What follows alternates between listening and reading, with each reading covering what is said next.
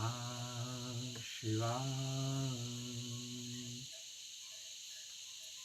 आइए प्यारे साधकों, प्यारे मित्रों, ध्यान से पहले कुछ ध्यान के विषय में जाना जाए।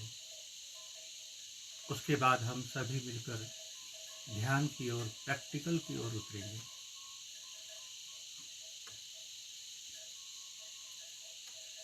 प्यारे साधकों, प्यारे मित्रों, इस प्रकृति में हम सभी साधक, जो सच में साधक है, वो अनंत की ओर बढ़ना चाहता है और जाने अनजाने में वो बढ़ ही रहा है अनंत की ओर।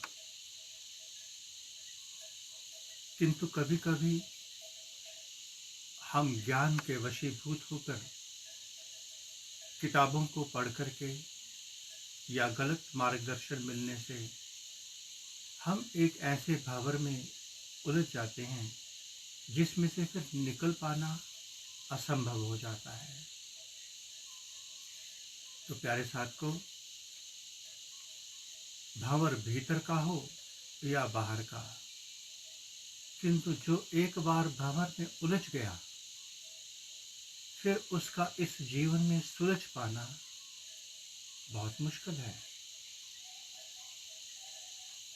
इससे पहले कि हमारा जीवन और अधिक उलझे, आइए हम अपना रास्ता सीधा कर लें। हम जानते हैं, हम सभी मानते भी हैं कि हमारे भीतर चक्षु नहीं है किसी को समझने का, जानने का, क्योंकि जब तक हमारे पास आँख नहीं होगी हम समझ नहीं पाएंगे, जान नहीं पाएंगे क्या सत्य और क्या असत्य। और यदि प्रभु की कृपा अचानक हो जाए, किसी जन्म का प्रारब्ध सामने आ जाए, तो हमें कोई संत, ऋषि, मुनि, महात्मा भी मिल जाएगा जो हमारा रास्ता सीधा कर देगा, हमें किसी चक्र में उलझने नहीं देगा। किंतु प्यारे साथियों, अगर ऐसा नहीं हुआ तो, क्योंकि हम भीतर से देखने में सक्षम नहीं हैं कि सामने वाला जो मार्ग बता रहा है वो मार्ग बिल्कुल सही है। अक्सर साधक, आज का साधक, अधूरे ज्ञान के कारण, बाहरी ज्ञान के कारण चक्रों में उलझ गया है। चक्र, ये बात पूर्णतः सत्य है कि चक्र हमारे भीतर हैं। एक चक्र जिसके बारे में सब जानते हैं, 84 का चक्र, क्योंकि मानव देह मिलते मिलते उससे पहले अनेक चक्रों को क्रॉस करते करते हम मानव योनि तक पहुंचे। ये तो प्रमाणित ही है। उसके बाद इस स्थूल देह के भीतर भी 7 चक्र हैं, इस स्थूल देह के भीतर, किंतु वो चक्र, उनका आध्यात्म से कोई लेना देना नहीं है। और 100% साधक इस स्थूल देह के चक्रों में ही उलझ जाते हैं। और जब भी कोई साधक ध्यान में बैठेगा, जैसे कोई साधक मान लो दौड़ता है, खूब उसे गर्मी भी लगेगी, पसीना भी आएगा, थकावट भी होगी, चक्कर भी आ सकते हैं, क्योंकि बाहर कोई भी क्रिया होगी उसके परिणाम बाहर दिखाई देंगे।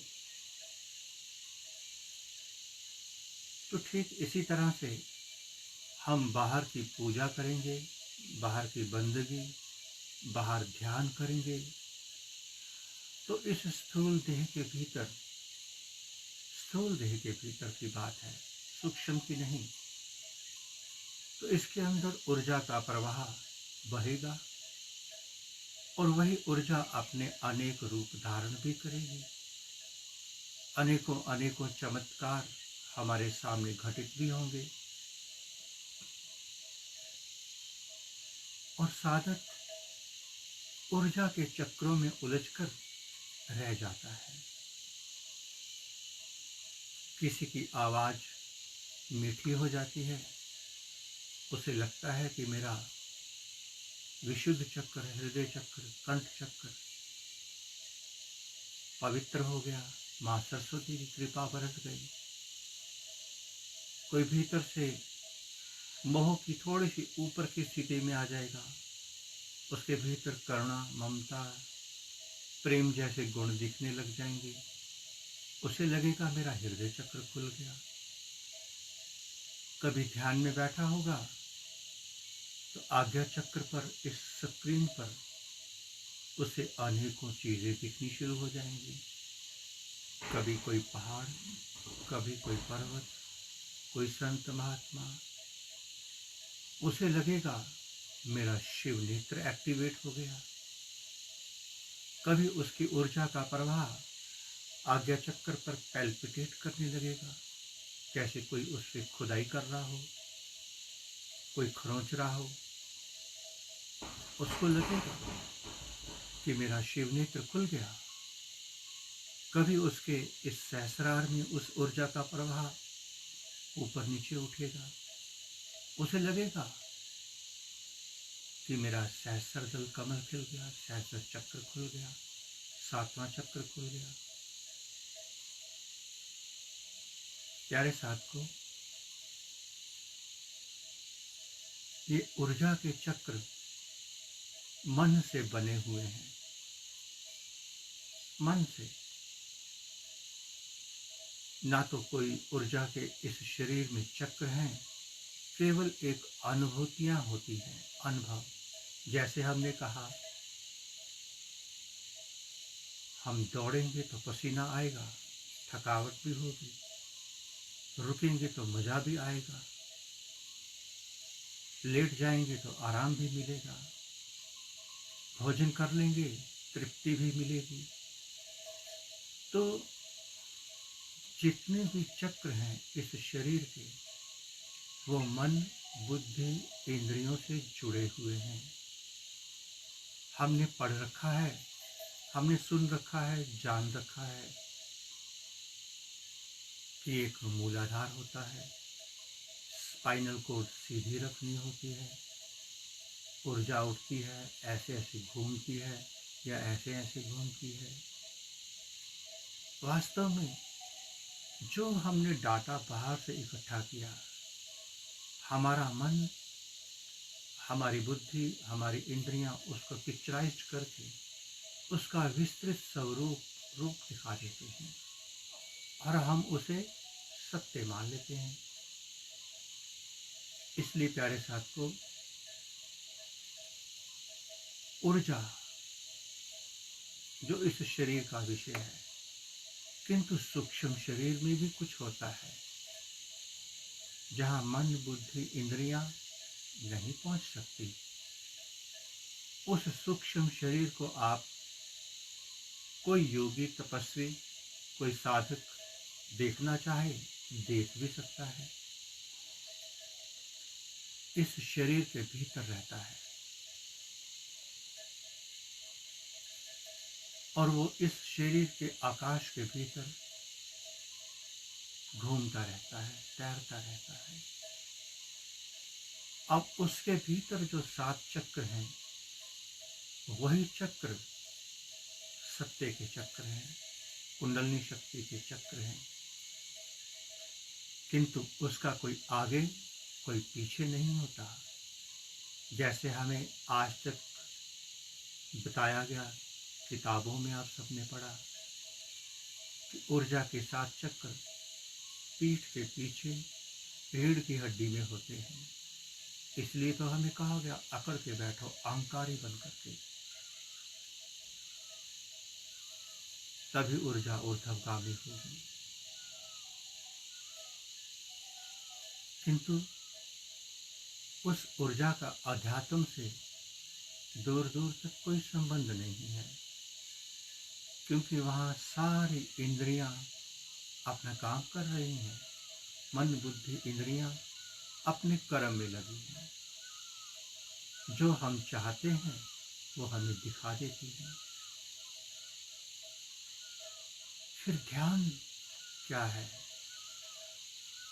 ये चक्र क्या है? हम एक बात सभी साथियों से कहेंगे, यदि आपको परमात्मा से प्रेम है, स्वयं का साक्षात्कार चाहते हैं, तो इन्फॉर्मेशन कम से कम इकट्ठी करें। अगर हम अभी बता देंगे कि सूक्ष्म शरीर के भीतर ऐसे ऐसे 7 चक्र होते हैं, हालांकि एक समय में हमने ये सब बता रखा है, किंतु अगर हम दोबारा से ये चीज आप सबके सामने रखते हैं, बात सत्य है, अनुभूति है हमारी, किंतु अगर हम आपके सामने ये सब रख देते हैं, तो हमारा मन, हमारी बुद्धि, हमारी इंद्रियां बड़ी चतुर हैं, बहुत चतुर हैं। वो एकदम से कल्पनाओं में जाकर एक पिक्चर बना लेंगी। फिर जब हम ध्यान में बैठेंगे, भ्रमित करके वो पिक्चर हमारे सामने रख देंगी। कहाँ हमें सुलझना था, कहाँ हम उलझते चले जाएंगे। इसलिए प्यारे साथियों, कुछ प्रकृति के नियम ऐसे हैं जो गर्भ में हैं, गर्भ में ही रहने चाहिए। एक स्त्री कितना ही ढिंढोरा पीटे, किंतु एक समय आने के बाद उसके गर्भ में क्या है वो सामने प्रकट हो जाता है। अब हम कहें कि ये वाले विटामिन के कैप्सूल खाने से या रोटी खाने से या दूध पीने से ऐसे ऐसे ऊर्जा बनेगी, ये होगा वो होगा, अगर हम नहीं भी बताएंगे तो भी आप अगर खा रहे हैं, पौष्टिक आहार ले रहे हैं, तो शरीर का जो अंदर का सिस्टम है, यंत्र प्रणाली है, उसने तो अपने सिस्टम से काम करके रिजल्ट देना ही है। तो मुझे क्या जरूरत पड़ी है आपको उस सिस्टम के बारे में बताने की कि भोजन करते हैं तो ऊर्जा मिलती है, ताकत मिलती है, शक्ति मिलती है। ऐसी कथा कहानियां सुनाने से क्या फायदा? अगर आप भोजन कर लिया, प्रैक्टिकल कर लिया, रिजल्ट सामने आएगा। प्यारे साथ को हम उलझें, हमारा जीवन, अमूल्य जीवन, मानव जीवन हमारे हाथ से निकल जाए, ये उचित नहीं होगा, ये उचित नहीं होगा। इससे पहले कि हम उलझें, हम ऐसे सिस्टम को ही एक किनारे कर दें।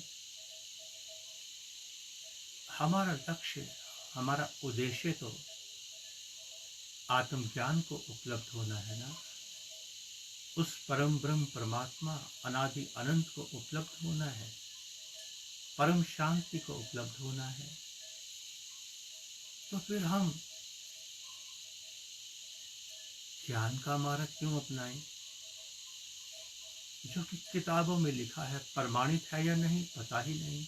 हमने पहले कहा, यदि हमारे पास दिव्य चक्षु है तो बाहर के ज्ञान की आवश्यकता नहीं, और यदि दिव्य चक्षु नहीं है तो उस ज्ञान का क्या प्रमाण कि जो बताया जा रहा है वो सही होगा।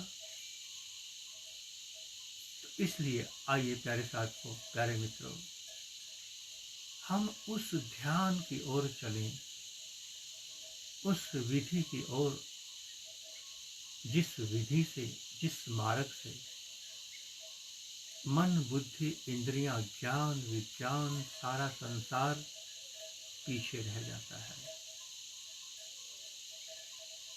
ऑटोमेटिकली मंथन होता है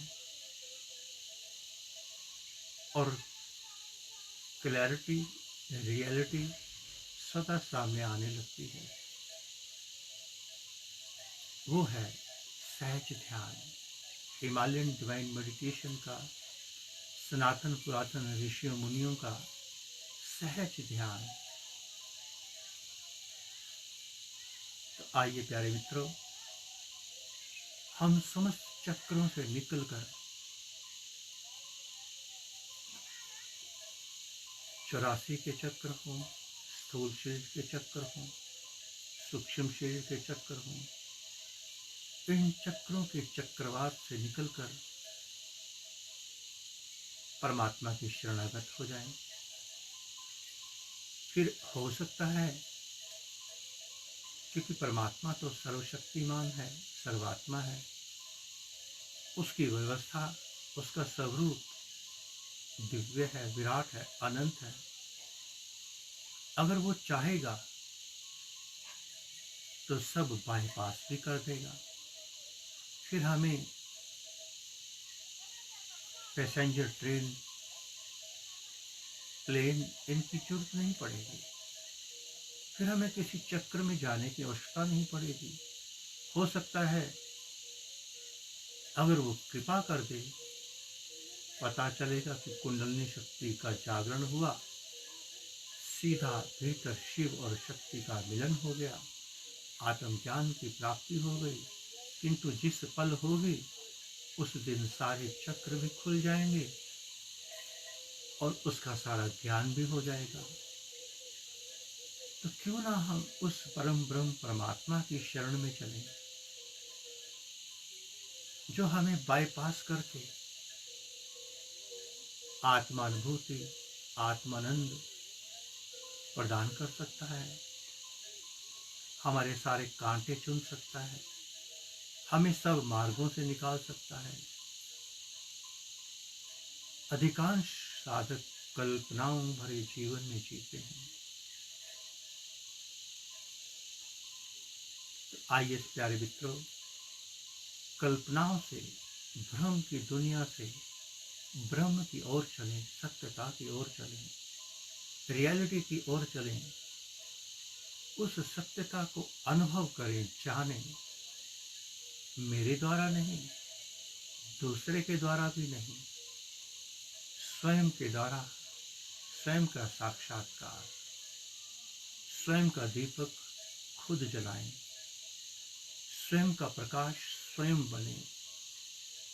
मार्ग है, बिल्कुल मार्ग है। इस प्रकृति में परमात्मा ने एक मार्ग सबके लिए सरल सुलभ करवा रखा है। तो आइए उस मार्ग की ओर प्रैक्टिकल चलें, थोड़ा सा प्रैक्टिकल करके देखें। हम ये नहीं कहेंगे कि ऐसे करिए, वैसे करिए, वैसे करिए, नहीं। हम इतना कहेंगे, हम थोड़ा चले, उस चलने से थोड़ा सा, एक रेत के कण के बराबर, एक बूंद के बराबर या उससे भी कम स्वयं को जाना। वो जानकारी क्या है वो तो बताई ही नहीं जा सकती, गूंगे का गुण है। तो हम चले, हमने कुछ जाना, तो आप भी चलिए, अपने अनुभव से, अपने प्रैक्टिकल से जानिए। तो जिस विधि से हम चले, हमने जाना, आइए हम सभी मिलकर उन ऋषियों मुनियों, सनातन पुरातन विधि के द्वारा हम सभी चलें। थोड़ा सा चलकर देखें, शायद सत्यता अनुभव हमारे हाथ लग जाए। तो आइए प्यारे मित्रों, प्यारे साथियों, थोड़ा प्रैक्टिकल में उतरा जाए। इस प्रैक्टिकल से पहले नित्य प्रति की तरह हम सभी साधक मिलकर प्रार्थना की ओर चलेंगे, क्योंकि जिसके प्रति हम प्रार्थना करने जा रहे हैं वो भी हमारे भीतर बैठा है। जब हम उसके प्रति प्रार्थना कर देंगे वो सुनता है। तो आइए नित्य प्रति की तरह हम सभी मिलकर सर्वप्रथम अपने अपने गुरुदेव भगवान और इष्ट देव की शरण में चलें और उन्हें प्रणाम करके अपने समस्त बंद द्वार खोल लें। उसके बाद हम सभी साधक मिलकर इस हिमालय की ऊर्जा में बैठकर ध्यान की ओर चलेंगे। आइए प्रार्थना की ओर चलें।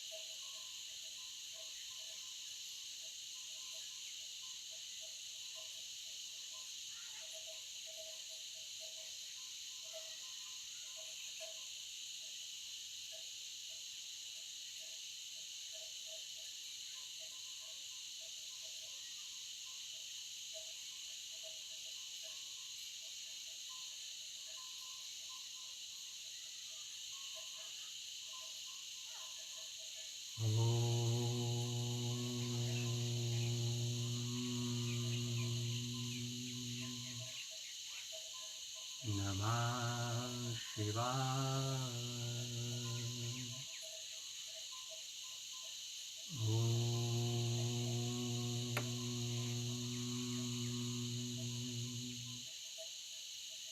नमः शिवाय।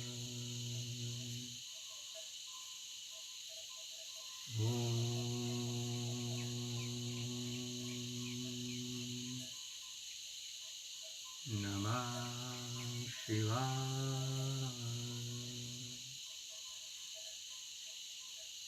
हे समस्त प्रिय आत्मन मित्रों, प्रभु प्रेमी, गुरु प्रेमी, ध्यान प्रेमी आत्माओं, आप सबके भीतर विराजमान अविनाशी अनंत परम ब्रह्म परमात्मा के श्री चरणों में हिमालय की इस तपोभूमि श्री केदारखंड से हिमालयन ऋषि का कोटि कोटि प्रणाम।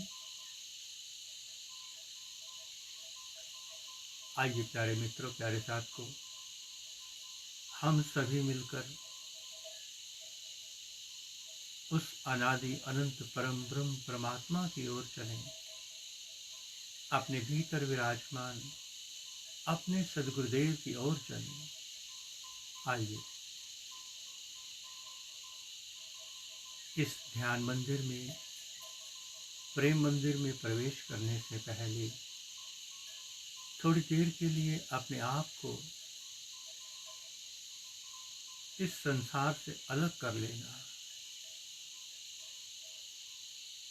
जिस प्रकार से परमात्मा ने आपको इस धरा पर उतारा था, थोड़ी देर के लिए उसी स्थिति में लौट आना जहाँ कोई मन बुद्धि इंद्रियां नहीं है, कोई संबंध, कोई संकल्प, विचार विकार नहीं, कोई गुरु ज्ञान, गुरु मंत्र, कोई देवी देवता भगवान नहीं, केवल एक समर्पण है। और वो भी किसके प्रति ये भी नहीं पता, बस एक समर्पण है।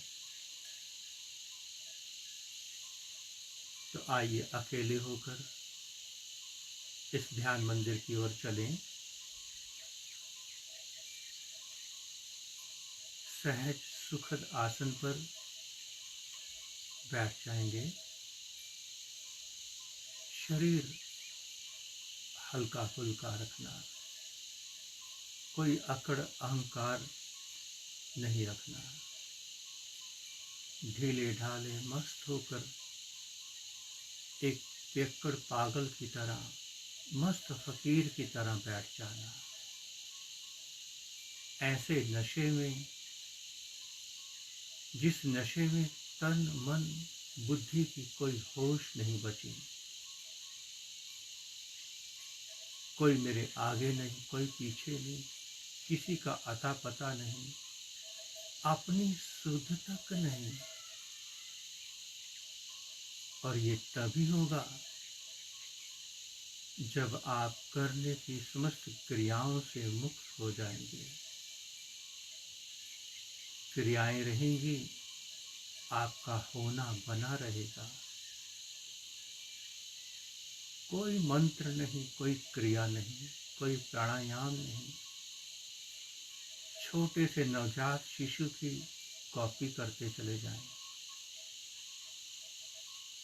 जिसके पास मन बुद्धि इंद्रियां नहीं, उसके पास संसार कहाँ।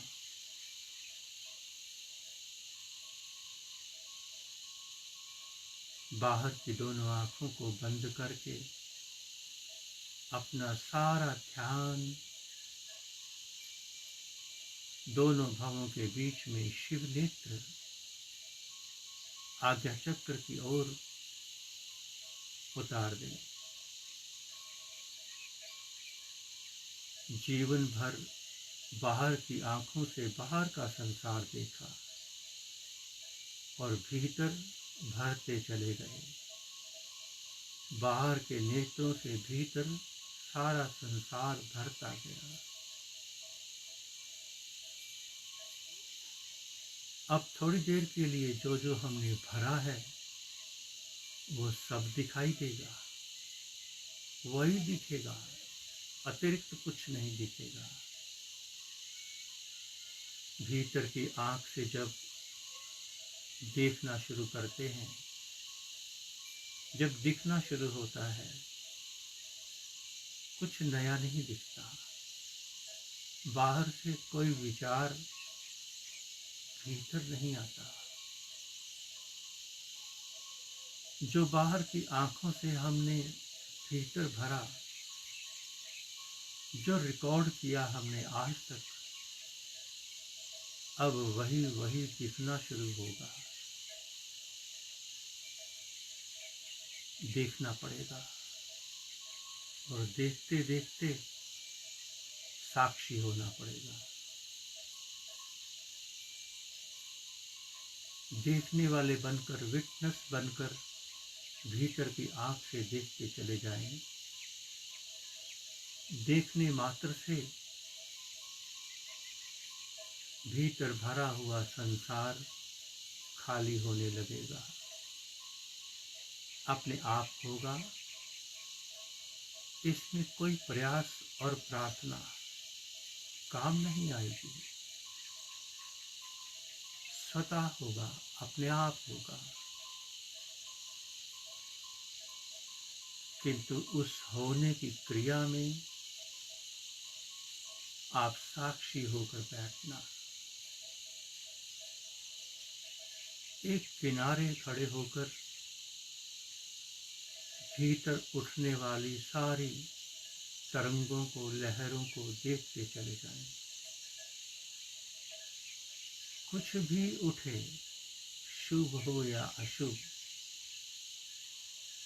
सब बाहर से आया है। बाहर से संसार भीतर आया है। उस संसार में गुरु भी होगा, देवी देवता भगवान भी होंगे, संबंध भी होंगे, रिश्तेदार मित्र सभी होंगे, अनेकों प्रकार के ज्ञान भी, मंत्र भी होंगे, विधियां भी होंगी, क्योंकि जिंदगी भर भरा ही तो है। और जो भरा है वो कांटा है, कंकर है, चुभते रहेंगे। कभी सुख चुभेगा, कभी दुख। जब तक ये पात्र खाली नहीं होगा, सहस्रार से उतरने वाले अमृत से ये पात्र नहीं भर सकता। एक भी बूंद सहस्रार से, अमृत के द्वार से उस पात्र में नहीं उतर सकती। जो पात्र संसार से भरा हुआ है, गंदगी से भरा हुआ है, पहले इस पात्र को साफ होना होगा। बस आप साक्षी दृष्टा बनकर बैठ जाएंगे। शिव नेत्र का तेज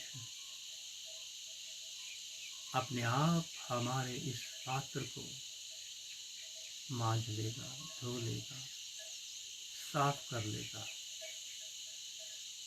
सब सूक्ष्म विषय है। सूक्ष्म में स्थूल काम नहीं आएगा। बाधा जरूर बन सकते हैं आप, रुकावटें खड़ी कर सकते हैं। यदि मन के साथ चलना शुरू कर दिया तो फिर ये पात्र धुलेगा नहीं। इसलिए साक्षी होकर देखते चले जाएं। किसी गुरु के ज्ञान को, विधि को, मंत्र को याद नहीं करना। ये सब डस्ट है, डस्ट। इसी डस्ट ने ही हमारा काम खराब किया है। भीतर था सदगुरु, दौड़ते रहे हम बाहर के एक साधारण से इंसान की ओर। भीतर बरसता जीता जागता अमृत लिए परमात्मा बैठा था। दौड़ते रहे बाहर के मंदिरों की ओर।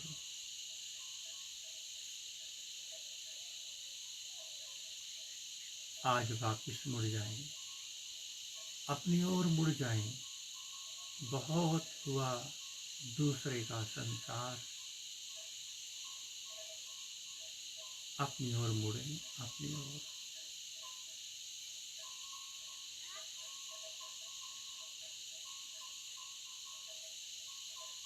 जैसे ही हम मौन होकर बैठेंगे, उस समय पता चलेगा कि कितना कचरा भीतर भरा हुआ है। अभी तो मास्टर के शब्दों ने आपके मन पर लगाम लगा रखी है। मास्टर को मौन होने दीजिए, फिर देखना मन का तांडव। आइए थोड़ी देर मौन होकर भीतर देखें जरा, क्या क्या भर रखा है हमने। एक मिनट भी शांति नहीं मिलेगी, इतना भर रखा है। इतने विचार, योजनाएं, मंत्र, गुरु। मौन होते ही मालूम पड़ेगा, मौन होते ही। और मौन ही मार्ग है खाली होने का। आइए पल भर के लिए साक्षी दृष्टा हो जाएं, अपने साथ हो जाएं।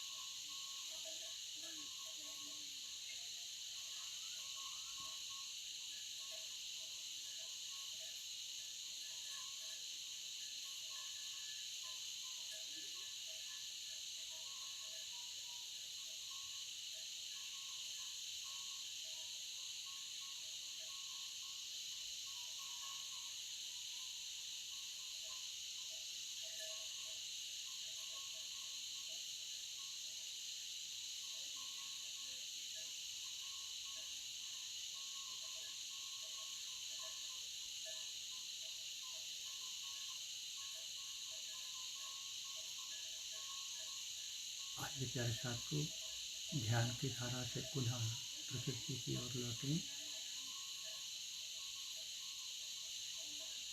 आपको ध्यान की सहज, सरल, सर्वोत्तम विधि बता दी गई। जितना चाहें आप इस ध्यान में करते चले जाएं। अपनी दोनों हथेलियों को रगड़कर अपने मुखमंडल पर फेर लेंगे।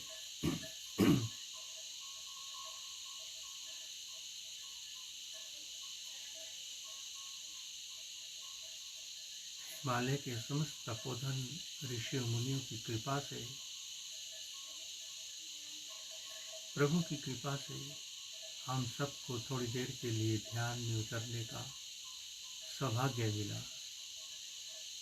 आइए प्रभु की इस कृपा का धन्यवाद करें।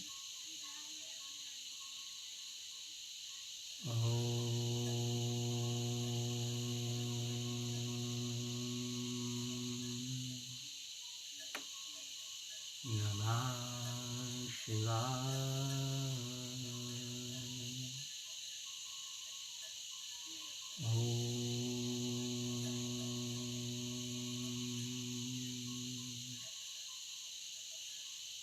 नमः शिवाय।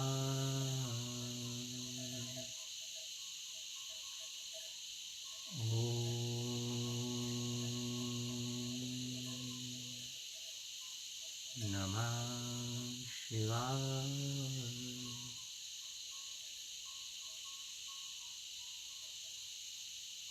पुनः से आप सबके भीतर विराजमान अविनाशी अनंत परम ब्रह्म परमात्मा के श्री चरणों में हिमालय की इस तपोभूमि श्री केदारखंड से हिमालयन ऋषि का कोटि कोटि प्रणाम और संपूर्ण ब्रह्मांड में विराजमान समस्त देवी देवताओं, समस्त ऋषियों, मुनियों, गुरुजनों, संत महापुरुषों की ओर से आप सबको शुभ आशीष, शुभ मंगल कामना। प्रभु करे हम सभी साधक इसी जन्म में आत्मदीप जला लें। ओम नमः शिवाय। अब आप सभी साधक अपने आसन को प्रणाम करके अपने धर्म कर्म क्षेत्र प्रकृति की ओर लौट जाएंगे और हम 1 मिनट के लिए आपको हिमालय दर्शन कराएंगे। ओम नमः शिवाय।